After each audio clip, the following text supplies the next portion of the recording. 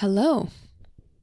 Welcome back to the Evergreen RX. I'm your host, Hayden, licensed mental health therapist, Cancer Moon, and the first to get deep at any party.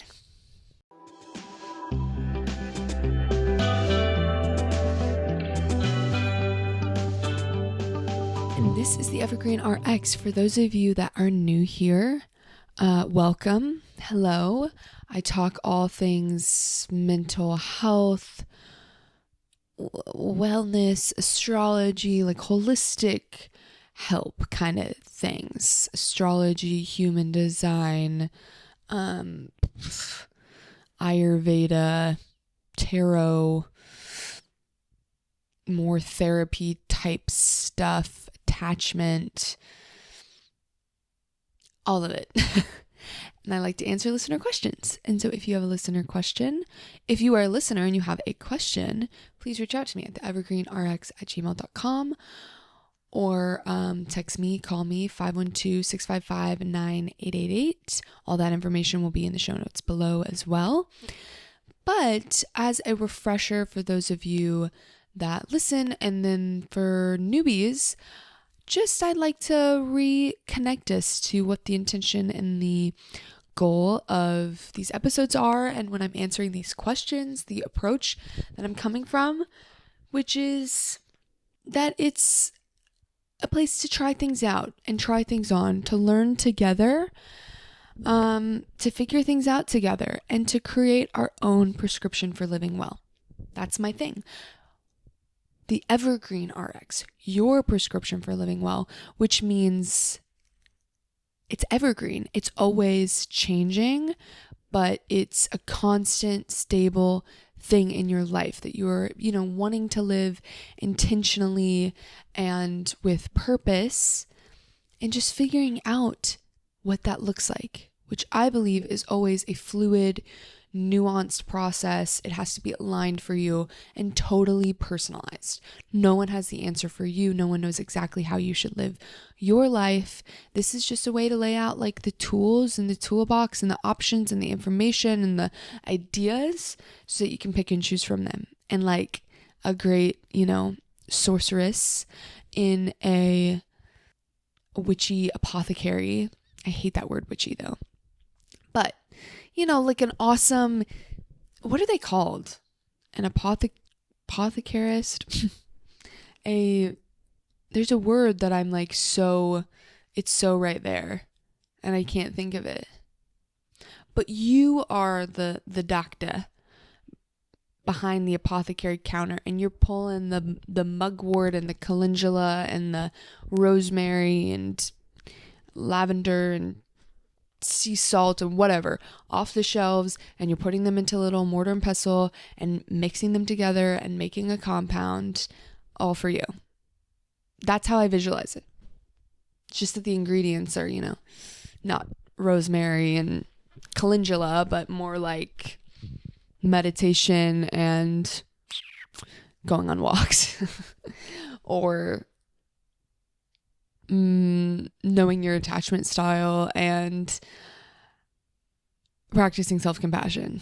If you're down with that, which I hope you are, please join, please follow, keep up. I upload a new episode every Wednesday, guys, right first thing in the morning, so you can listen to it while you're getting ready or on your commute, or if you're in a different part of the world and it's not the morning, then a little lunchtime listen, or when you're unwinding for the evening. It's always there for you, which is great. And I'm also up on Instagram some and TikTok some, but I check it enough. So if you leave questions or comments or you DM me, I will get back to you. So anyway, without more preamble, let's just jump into today, which is a follow-up. It's the second in my little tiny mini series that I'm doing on attachment style. Last week I talked about anxious, and I also am featured over on the Patrauma podcast with Remy Ramirez talking about disorganized attachment. So go find that episode after you check this one out. I'll have it linked below. But yeah, I wanted to take time to talk about the 3 different insecure attachment styles because couple of weeks before this, maybe a month or so ago, I did an episode on kind of an overview, a primer 101 on attachment styles. So if you want to listen to that first to just kind of get on the same page and really dive into all that, it's there for you. And I also have it linked below. I believe it's episode 63, Understanding Your Attachment Styles and Fear of Intimacy. Great. Without further ado, let us get into it. And, well, actually, there's one further ado, which is to give credit where it's due. And I would love to shout out Karen Pandomars and Diana Fosha, who I've learned a ton from in attachment styles. They have a whole book on understanding. It's very clinical, so I will not link it below because it's really not like a easy read, or like it's about how you apply attachment styles to how you tailor therapy practice to attachment. But it's very fantastic. And also a shout out to my childhood development professor, Ann Rep. She was awesome. I went on a deep dive last night trying to remember what her last name was, because weirdly I could remember her first name and not her last name. But she was a great professor and she taught me a lot about attachment as well. So shout out to Ann. I found out in my deep dive that she has retired. So congratulations. After 27 years, she retired. Okay, anyway, so irrelevant, but now you know. Let's go ahead and dive into this question and get chatting about avoidant attachment style. Okay, dear Evergreen, I think my avoidant attachment is starting to mess with a genuinely good relationship. Whenever things get too emotionally close, like if my partner talks about the future or asks deeper questions, I feel like I want to shut them out. The other night, she said, I feel really lucky to have you, and instead of feeling warm, my brain went into fight or flight. I literally changed the subject. Afterwards, I felt guilty but also relieved. How do you let someone in when closeness makes you feel trapped? And how do you know the difference between genuinely needing space and just running from intimacy because it feels unfamiliar? So, first off, what I am hearing in your reaction to your partner's sweet sentiment is a deactivating and flight response. Those are the strategies I'm hearing, which are the strategies of avoidant attachment. Deactivating, disconnecting from self, from emotions, from others, and just kind of walling it off so you don't feel. No, don't do that. Flight. Run away, escape to find safety. Because the big fear with avoidant, like we talked about last week with anxious, it's abandonment. With more avoidant, it is being rejected or shamed or being engulfed, overwhelmed, and kind of overly intruded upon by another. And to avoid that, you change the subject. Flight. That is a version of flight. Wanting to shut someone out, changing the subject, literally removing yourself or mentally removing yourself, kind of just not really being present anymore, are versions of flight, even if it comes at the cost of a lovely moment of connection with your partner. So the safety-seeking strategies of a more avoidant type are about preventing shame, rejection, or engulfment, preventing the chance of that happening. So that can lead, understandably so, to hyper independence or self-reliance and a detachment to be able to maintain the walls between yourself and others. And, I identify with a more anxious attachment, and I have lived through the suffering and the pain that kind of attachment, those attachment wounds can bring. And I'm less familiar with like the lived experience of the pain and suffering of an avoidant attachment. But I do think there can be a misconception that there's not pain and suffering because there is this wall and this disconnect that happens. And that's very different from somebody more anxiously attached that is more actively aware of their distress and feeling and expressing and showing that distress. It's much more of an internal and kind of undercover thing with avoidant attachment. But we have to keep in mind that one of the things going on here is Avoidantly attached people want connection and closeness just the same as anybody else. They crave intimacy, but there is a wall that almost feels, involuntary between them and that kind of connection, which is painful. To feel like you want something, but it's just not accessible to you. It doesn't feel safe to have that kind of closeness at all. For more anxiously attached people, that closeness is accessible. It can cause distress because of if there's any sign of someone pulling away, but they can actually feel closely and intimately connected with someone else. And hyperindependence can also be lonely and draining and potentially cause confusion because the ability to connect seems like it comes so naturally and comfortably to others.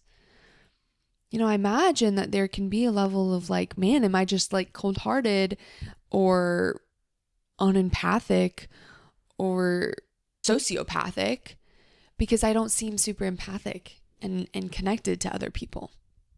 That's a little bit on like what's, going on, like the fight, flight, changing the subject, going into flight, or tensing up when your partner talks about the future or deeper questions that kind of require a higher level of intimacy, wanting to shut them out. That's you can feel guilty because you understand that your partner is trying to reach out for these bits of connection, but that's where the relief can come from. And this is super tricky too. I spoke last episode a bit about how, at least anecdotally, what I understand is people that are anxious and avoidant tend to partner often because, we seek out the opposite of what we are because maybe it will get us what we need.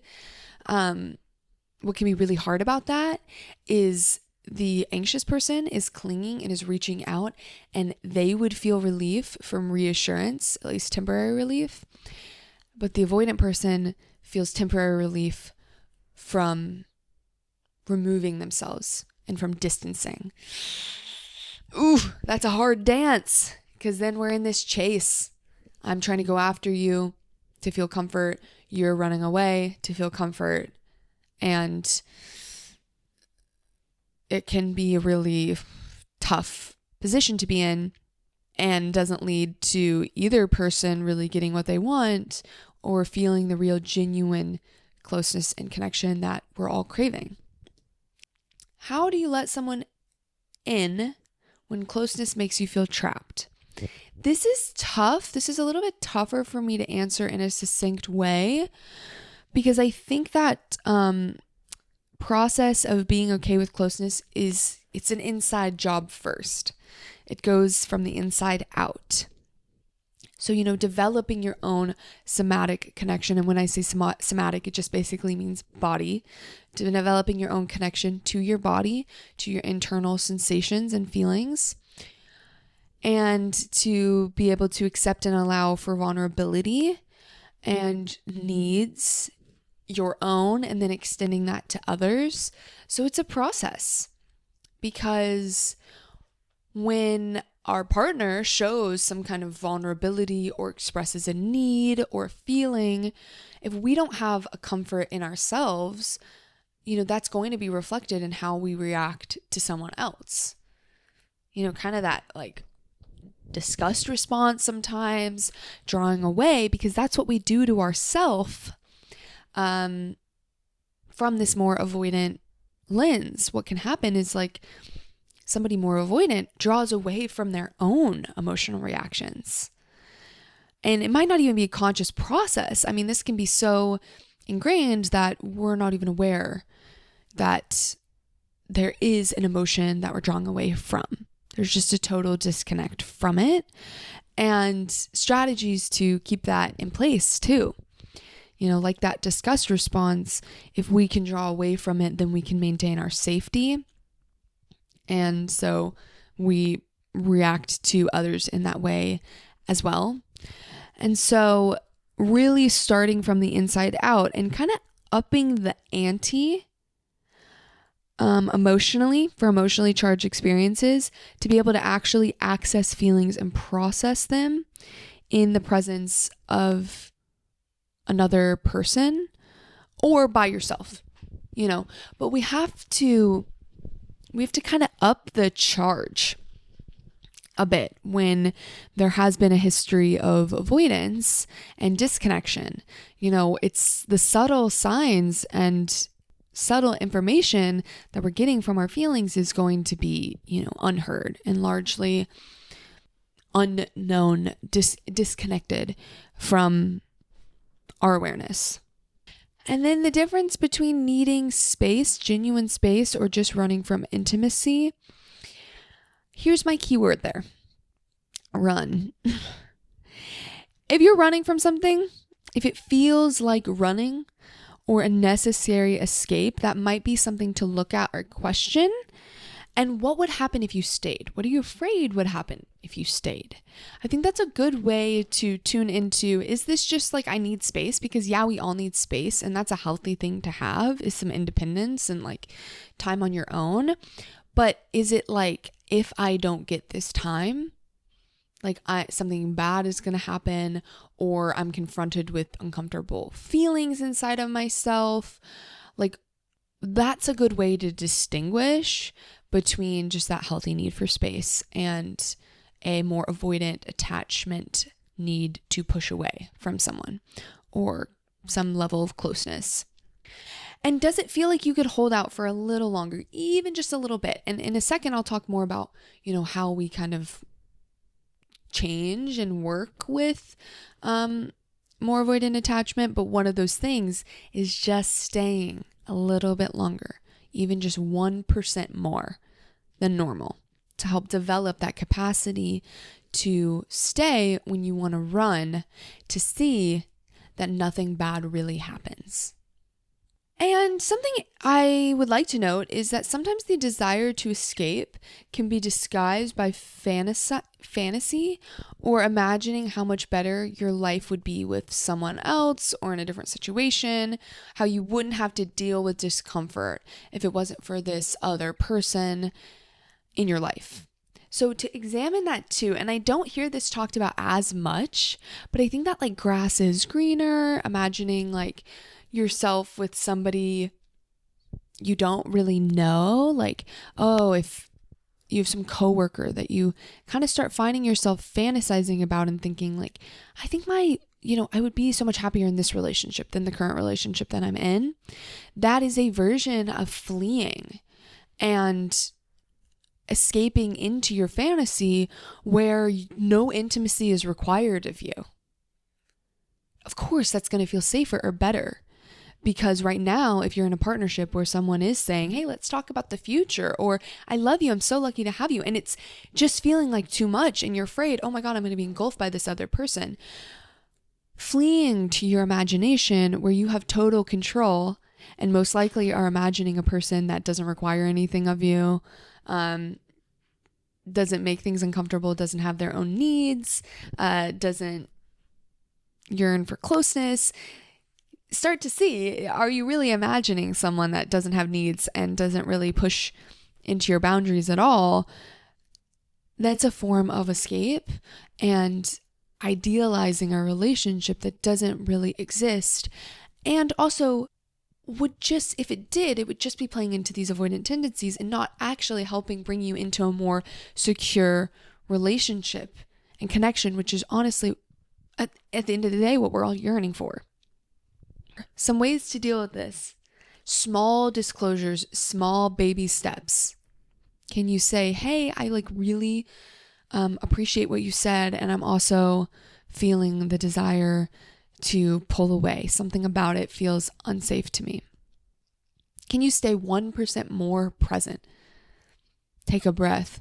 When your partner says something really lovely and kind to you, can you take a breath and see if you can just let it land a little bit more? And notice, is it okay? Am I okay? Do I still have, like myself? Am I not completely overtaken by this other person? If I share something, will they respond in a kind way, not shaming or shutting me down in response to my emotions? And also recognizing your desire to connect and your behaviors. Do they align or not? Can you feel that desire to connect, but are you behaving in a way that is not allowing for that? And what could you do? Could you try a different behavior or a different approach that would be more in alignment with that desire? So lastly, remembering you won't be engulfed. You are an adult, you can set boundaries, and the connection you desire lays on the other side of your fears. People you trust will disappoint you or hurt you at times, or they may react poorly to your emotions, and it might bring up some of that shame or that sense of rejection. But you can survive it, you can repair it, and if there are really people that you trust and love, most likely they are willing to do that repair with you. And to understand, oh my God, I had no clue I hurt you right then.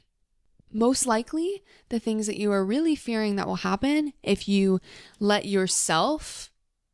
those walls down and let yourself be seen, and also let yourself receive other people and the way they're trying to reach out to you, it will feel really good, and the things that you fear will happen most likely won't happen. And I'm not saying that they 100% won't. Obviously, these things can happen, but you can survive it. You can handle it.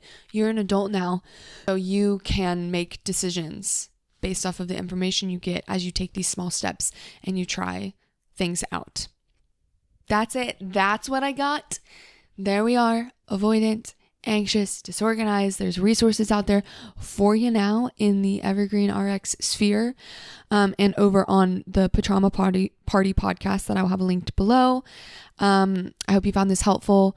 Remember, follow-up questions are so welcome. Shoot me an email, shoot me a text, find me on social media. All that information is in the show notes below. I would love to hear from you, and I hope this was helpful for you. Please send it to a friend if you think that they could benefit from anything that I shared today, and I'll catch you guys next Wednesday.